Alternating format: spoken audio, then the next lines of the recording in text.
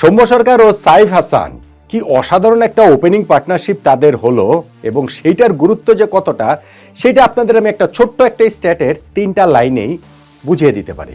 Number 1, Soumya সাইফের opening পার্টনারশিপে বাংলাদেশ ওয়েস্ট ইন্ডিজের বিপক্ষে তৃতীয় ওয়ানডে ম্যাচের প্রথম 25 ওভারে 176 রান তুলেছে।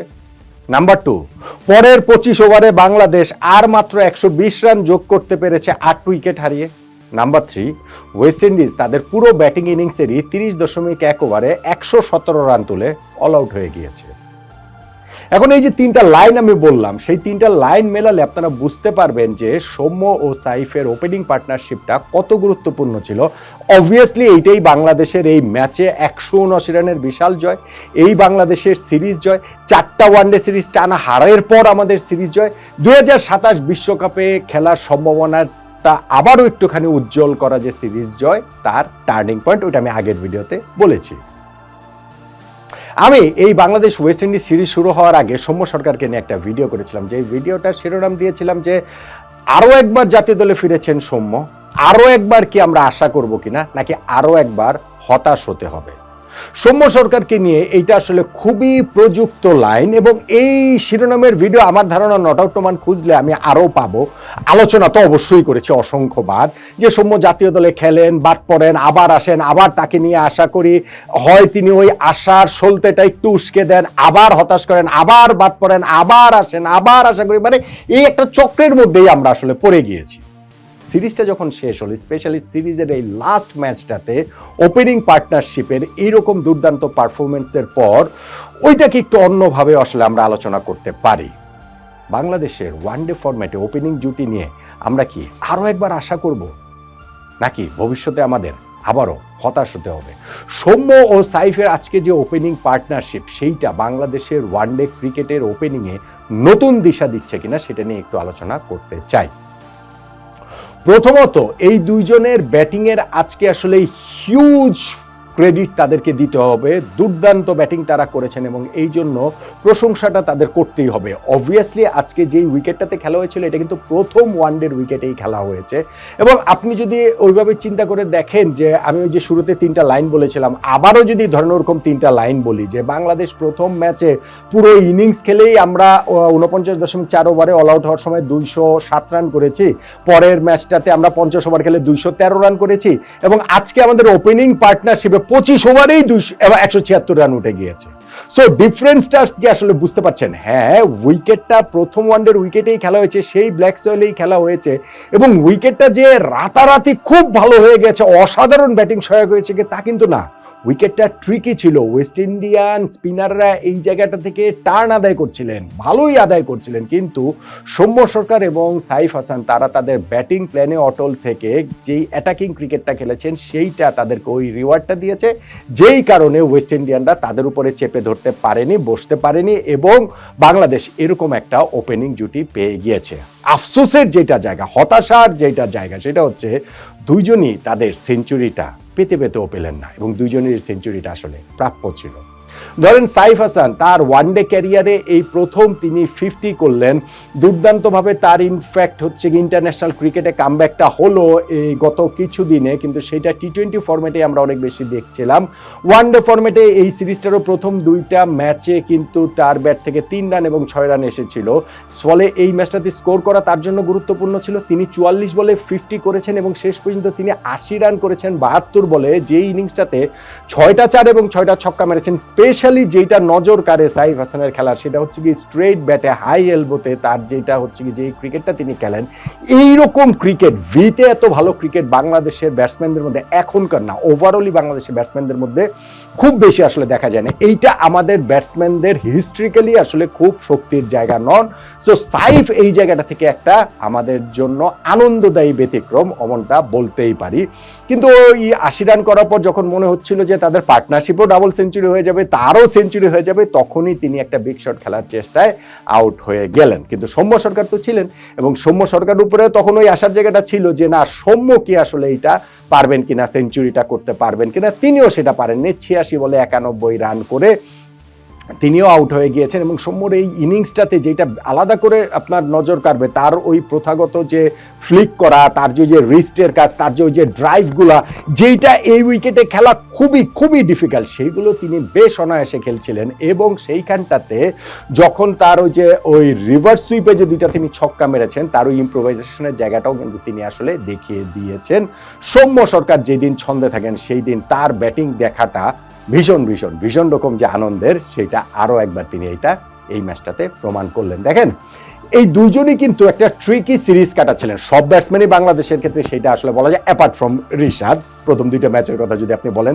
আর যখন ওই সেকেন্ড ম্যাচটা আমরা জিততে পারিনি, মানে সুপার ওভারে গিয়ে আমরা হেরে গিয়েছি, সুপার ওভারে গিয়ে আমরা যখন যে 6 বলে 11 করতে হবে, সেটা 6 বলে 7 রানের ইকুয়েশনে নেমে আসলো, তারপরেও পারলাম না। এবং ক্রিজে এই সৌম্য সরকার, সাইফ হাসানরাই ছিলেন, সেইটা তাদের উপর একটা সাইকোলজিক্যাল ইম্প্যাক্টও আসলে ফেলতে পারতো। সেই জায়গাটা থেকেও তাদের এই কামব্যাকটা গুরুত্বপূর্ণ। আর ওভারঅল কতটা গুরুত্বপূর্ণ ভাই, ওয়ানডে ক্রিকেটে বাংলাদেশের ওপেনিং মানেই হচ্ছে গিয়ে কখন প্রথম উইকেটটা পড়ে যাবে, সেইটার জন্য আমরা মোটামুটি একটা অপেক্ষায় থাকি। এই যে তারা 100+ একটা ওপেনিং পার্টনারশিপ করলেন, এরকম ঘটনা বাংলাদেশের সর্বশেষ দেখেছিল 2023 সালের 23শে মার্চ আয়ারল্যান্ডের বিপক্ষে তামিম ইকবাল এবং লিটন দাসের ওপেনিং পার্টনারশিপ। অর্থাৎ গত 2.5 বছরে এরপরে আমরা যে 44টা ওয়ানডে ম্যাচ খেলেছি, এরপর ওইখানটাতে আর কোনো ওপেনিং পার্টনারশিপে আমাদের সেঞ্চুরি আসেনি।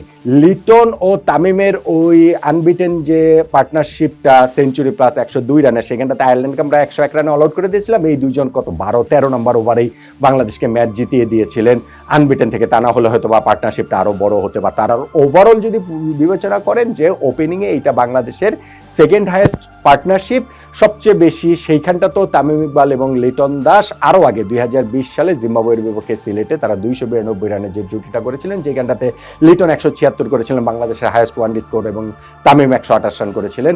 সো এইটার পরে এইটাই হচ্ছে গিয়ে আমাদের দ্বিতীয় সর্বোচ্চ ওপেনিং পার্টনারশিপ। ওই দিন 2 ওপেনারই সেঞ্চুরি করেছিলেন, পার্টনারশিপে ডাবল সেঞ্চুরি হয়ে প্রায় ট্রিপল সেঞ্চুরির কাছাকাছি চলে গিয়েছিল।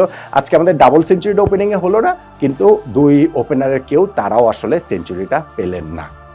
এখন আপনি দেখেন যে গত 2.5 বছরে বাংলাদেশ যে 44টা ওয়ানডে ম্যাচ খেলেছে, তার মধ্যে 45টা ইনিংস কেন? কেননা হচ্ছে গিয়ে নিউজিল্যান্ডের সঙ্গে ওই 2023 সালেরই একটা ম্যাচে অ্যাওয়েতে আমরা থার্ড ম্যাচটাতে মনে হয়, সেইখানটাতে আমাদের যে ওপেনিং জুটি ছিল বিজয় এবং সৌম্য চোখের সমস্যার কারণে রিটায়ার্ড হার্ট হয়ে বেরিয়ে আসতে হয়েছে, ফলে বিজয়ের সঙ্গে শান্ত নেমেছিলেন, ওপেনিং পার্টনারশিপটা তারাও কন্টিনিউ করছিলেন, সেটাও আর কি রেকর্ড বই ওপেনিং পার্টনারশিপ হিসেবে থাকবে। সেই জন্য 45টা ওপেনিং জুটি। সো 44টা ওয়ানডে ম্যাচের 45টা ওপেনিং জুটিতে আমাদের সেঞ্চুরি যে নেই ব্যাপারটা শুধু তা না, এর মধ্যে 50 আছে মাত্র 7 বার। 45টা ওয়ানডে ওপেনিং পার্টনারশিপের মধ্যে 7টা মাত্র 50। সর্বশেষ 13টা ওয়ানডে ওপেনিং পার্টনারশিপে আমাদের কোনো 50 নেই। সো এই জায়গাটা আমরা কিরকম স্ট্রাগল করছি বুঝতে পারছেন? এবং এই সময়টার মধ্যে আমরা কয়টা জুটি খেলিয়েছি সেটা শুনলে মোটামুটি আমার ধারণা এটা আসলে ওয়ার্ল্ড রেকর্ড হয়ে গিয়েছে। আমরা এই 44 ম্যাচের ওয়ানডেতে টোটাল 17টা ভিন্ন ভিন্ন ওপেনিং জুটি খেলিয়েছি। 17টা ভিন্ন ওপেনিং জুটি। আমার মনে হয় না ভাই পৃথিবীর কোনো দেশ এরকম 44 ম্যাচের একটা স্প্যানের মধ্যে 17টা ভিন্ন ভিন্ন ওপেনিং জুটি খেলায়। সো বুঝতেই পারছেন যে আমরা কিরকম স্ট্রাগল করছি, ওপেনারদের আমরা সেটেলই করতে পারছি না। এবং এই সময়ের মধ্যে 12 জন ওপেনার বাংলাদেশের এইখানটাতে ওয়ানডেতে ওপেন করেছেন, সেটা তামিম ইকবাল, লিটন দাস, সৌম্য সরকার, সাইফ হাসান, তানজিদ হাসান তামিম, পারভেজ হোসেন, ইমন, নাইম শেখ, এনামুল হক বিজয়, মেহেদী হাসান মিরাজ, নাজমুল হোসেন শান্ত, রনি তালুকদার, জাকির হাসান, এই 12 জনকে দিয়ে আমরা 17টা ভিন্ন ভিন্ন ওপেনিং কম্বিনেশনে গত 2.5 বছরের 44টা ম্যাচের 45টা ইনিংস আমরা খেলিয়েছি। কিন্তু সেখানটাতে আমরা কোনো সেঞ্চুরি পার্টনারশিপ বের করতেই তো পারিনি। মাত্র 7টা 50+ পার্টনারশিপ ছিল, তার মধ্যেও গত 13টা ম্যাচে আবার সেটা ছিল না। তার ফলে সাইফ এবং সৌম্যের এই ওপেনিং জুটিটা আমাদের জন্য কিরকম রিফ্রেশিং, স্ট্যাটগুলোই আসলে সেটা বলছে। আর আমার কাছে আরো বেশি রিফ্রেশিং লেগেছে যে কারণে, সেটা হচ্ছে গিয়ে ধরেন যদি এটা হতো যে একেবারে পাটা উইকেটে খেলে তারাই রান করছেন, তাতেও হয়তো বা কিছুটা আমাদের মনে হতে পারতো যে না ঠিক আছে এই উইকেটে তো রান করে না, রান করাটা সবসময় ক্রেডিটের, এইটা নিয়ে কোনো ডাউট নেই, কিন্তু তারপরে ওই জায়গাটা থাকতো। তবে তারা যখন এরকম ট্রিকি উইকেটে খেলে নিজেদেরকে এরকম একটা অবস্থায়, সিরিজটা ভালো কাটছে না সেরকম একটা অবস্থা থেকে যখন তারা এইভাবে এরকম একটা পার্টনারশিপটা করবেন, সেইটা তাদেরকে আসলে নিঃসন্দেহে কনফিডেন্সটা দিবেই। সাইফের কথা আমি যেটা বললাম, গত 2টা ওয়ানডেতে তিনি 3 রান 6 রান করে আউট হয়েছেন, তার জন্য এই 80 রানের ইনিংস, প্রথম ওয়ানডে 50-র গুরুত্ব অপরিসীম। সৌম্যের কথা আমি বললাম, আরও একবার তিনি কামব্যাক করেছেন, সেই গত বছর ওয়েস্ট ইন্ডিজের বিপক্ষে সিরিজ, তারপরে চ্যাম্পিয়ন্স ট্রফির একটা ম্যাচ খেলার পর যে বাদ পড়েছেন, আবার তিনি কামব্যাক করলেন ওয়ানডে সাইডে।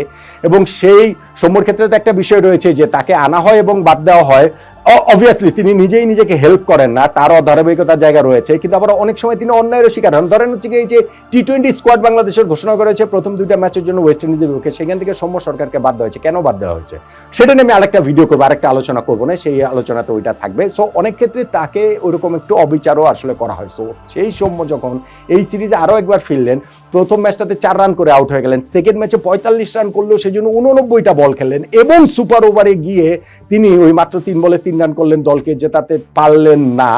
তখন কিন্তু তার উপরেও প্রেশার ছিল, তার জন্য ওই 91 রানের ইনিংসটার মূল্য আমার কাছে মনে হয় কোনো অংশেই সেঞ্চুরির চেয়ে কম নয়। আপনি যদি উইকেট বিবেচনা রাখেন তাহলে সাইফ হাসানের 80 এবং সৌম্য সরকারের 91 রানের এই 2টা ইনিংসকে আপনি সেঞ্চুরি ধরতে পারেন। অবভিয়াসলি রেকর্ড বই সেটা লেখা থাকবে না, কিন্তু ওইভাবে যদি বিবেচনা করেন তাহলে এই ইনিংস 2টার গুরুত্ব আসলে অপরিসীম। বাংলাদেশের এখন তাহলে হচ্ছে কি, যখন এরকম ট্রিকি উইকেটে তারা যখন সাকসেস পেয়েছেন, আমাদের অন্তত পক্ষে এই জায়গাটাতে একটু বোধহয় ধৈর্য ধরতে হবে। এই জায়গাটাতে বোধহয় আর সাফল রিসাফল করার খুব একটা প্রয়োজন এখন আপাতত ধরেন আর না করাটাই ভালো।